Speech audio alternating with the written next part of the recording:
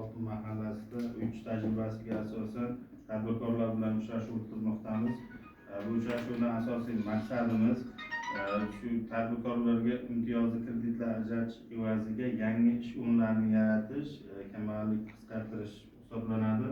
Bunda Prezidentimizning 312 qaroriga asosan yuridik shaxslarga oxirgi 1 yillikda hisob raqamida aylanmalar mavjud bo'lgan tadbirkorlarga 100 milliongacha zalogsiz, garovsiz kreditlar hamda 1 milliarddan oshgan oborot qilgan firmalarga 150 milliongacha garovsiz hamda 300 milliongacha yengillashtirilgan garov evaziga yuridik shaxslarga kreditlar ajratyapmiz. Bundan tashqari Prezidentimizning 7-sonli qaroriga asosan o'zini band qilgan shaxslarga 10 milliongacha 23%dan 1,5 yilga 3 oy imtiyoz bilan kreditlar ajratamiz. Bundan tashqari Prezidentimizning 60-61 sonli qarorlariga asosan yosh yangi firma tashkil qilgan jismoniy yoki yuridik shaxslarga ham 50 milliongacha garovsiz, 100 milliongacha yengillashtirilgan garov evaziga kreditlar ajratamiz. Bunda yosh bitiruvchilar instituti, masalan 25-yil bitirgan yoki 26-yil bitiradigan jismoniy shaxslarga ham kreditlar ajratamiz. Bunda 50 milliongacha zalogsiz, 50 milliondan 100 milliongacha 1 milliardgacha garovli bo'ladi. Bu ham garov yengillashtirilgan garov evaziga 7 yilga 3 yil imtiyoz davri bilan 18%dan kreditlar ajratamiz.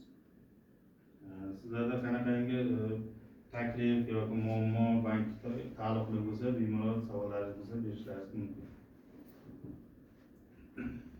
Assalomu alaykum. Oltin mahallasi yoshlaridaysiz. Bitta fuqarodan murojaat kelgansiz bizga. Logistika bo'yicha logistika firmasi ochmoqchi edilar. Shu bo'yicha sizlar qanchagacha bera olasizlar kredit? Agar yosh bo'lsa, yosh tadbirkor bo'lishgan bo'lsa 1 milliardgacha zalog bilan bera olamiz. Agar 50 milliongacha zalogsiz kredit ajratamiz yangi firma ochsa.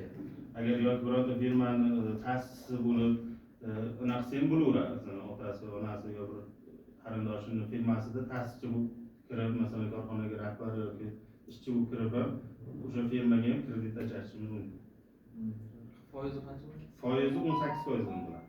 7 yilga agar asosiy vosita sotib olayotgan bo'lsa 7 yilga bo'ladi. Agar aylanma mablag' to'ldirishga bo'lsa 3 yilga bo'ladi, 6 oy imtiyoz davri. 7 yil imtiyoz davri? 2 yil. 2 yil. Yana kimda savollar bo'lsa, agar savollar bo'lmasa, bu uchrashuvimizni yakunlaymiz. Kattakon rahmat. Sog' bo'ling.